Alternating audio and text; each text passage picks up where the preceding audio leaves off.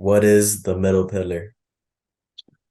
So the middle pillar is actually two things depending on who you ask. So the middle pillar is the pillar or the column that runs down the tree of life that I mentioned earlier.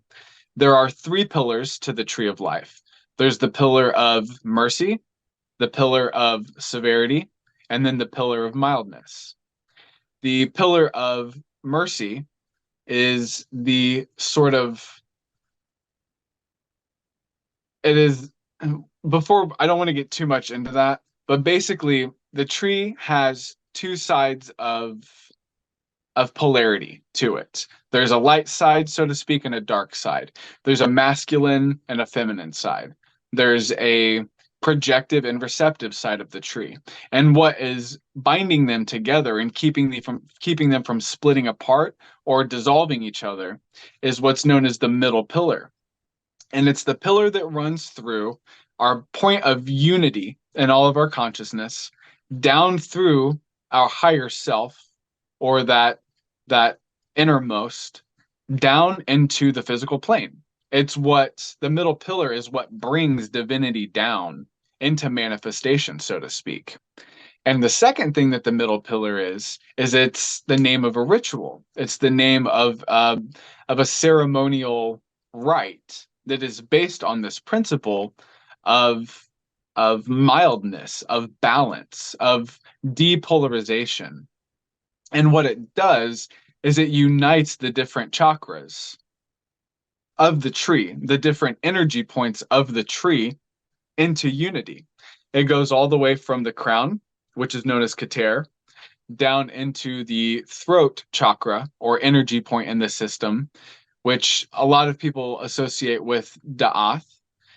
Then it goes down into the heart center of Tiferet, down into the generative center, which is Yesod, and then down into the physical sphere that relates to the feet, which is Malkuth or Malkut.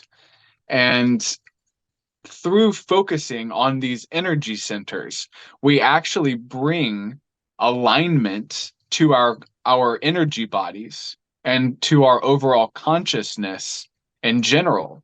And the way that we do that is by at least focusing on these different centers, one after another.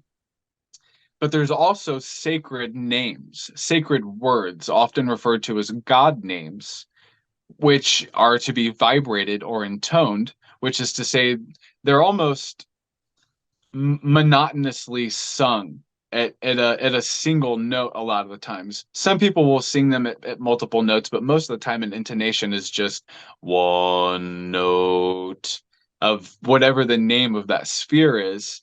And it serves to bring awareness and it serves to bring energy to those centers to empower them to bring balance to the spiritual, mental, energetic, and physical components of our being.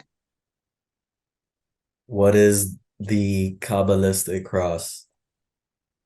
The Kabbalistic cross is another one of these Kabbalistic rituals or ceremonies or rites that serves a functional purpose, both spiritually, mentally, and energetically, and then because of that, physically. So, what you do with this one is much like the way that we draw the line, the meridian down the center of our being to depolarize ourselves. This serves to create balance in another way. This ritual, the Kabbalistic cross, is it brings light from the divine unity principle, the crown chakra or Kether or Keter, and it brings it down to the forehead, and then it draws it all the way down the body to the feet. And this sort of grounds that divine energy, that vril, that chi, that prana, that mana.